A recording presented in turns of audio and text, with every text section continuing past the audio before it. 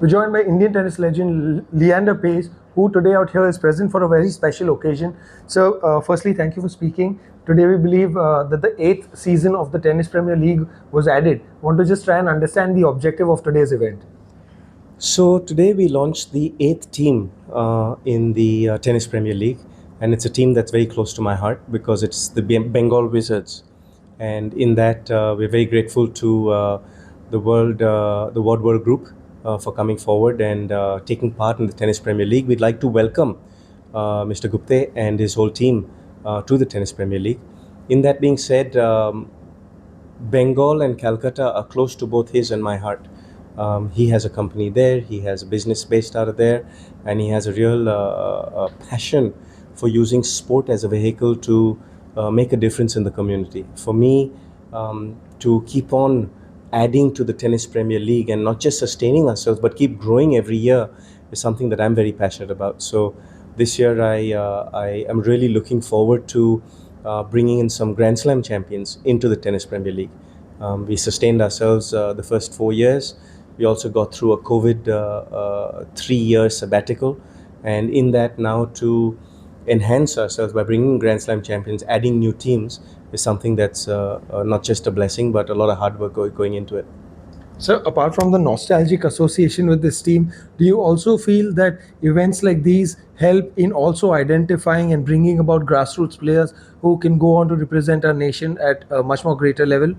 100%. I think if you look at any of the leagues in India, whether it's the ISL league or the Kabaddi or the badminton or the table tennis league, the IPL itself is such a great example to show how competition and enhancing the exposure of all the youngsters in the field of sport, how the quality rises. In that we can confidently say in the sport of cricket, today we can probably have 3 playing 11s in the national team, because it's just that in the last 10 years of IPL, the competition that's been created, all the youngsters growing up in our country get to see the great players play, and hence they want to get better. They get to interact with the great players. They see their training methods, they see their lifestyles. The ones that are lucky to play in the teams, even as reserves, get to rub shoulders with the greats, and hence they're watching what they're doing. So same thing in tennis, and if you look at even in badminton, the quality of badminton has increased so much over the last few years with the league that has been there, with the tournaments that have been enhanced in our country.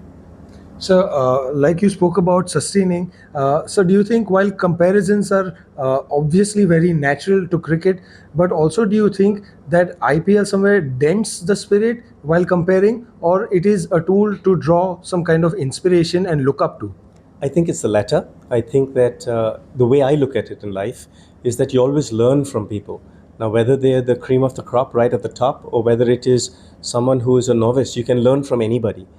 So, in that being said, I think when you look at an organization like a BCCI or a sport like cricket or an IPL league, I think there's so much to learn.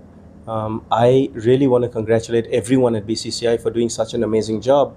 Not just with the IPL, not just with the national team, but also now to encourage women players, where tennis was the only sport in history that had equal rights and equal pay for women as for men.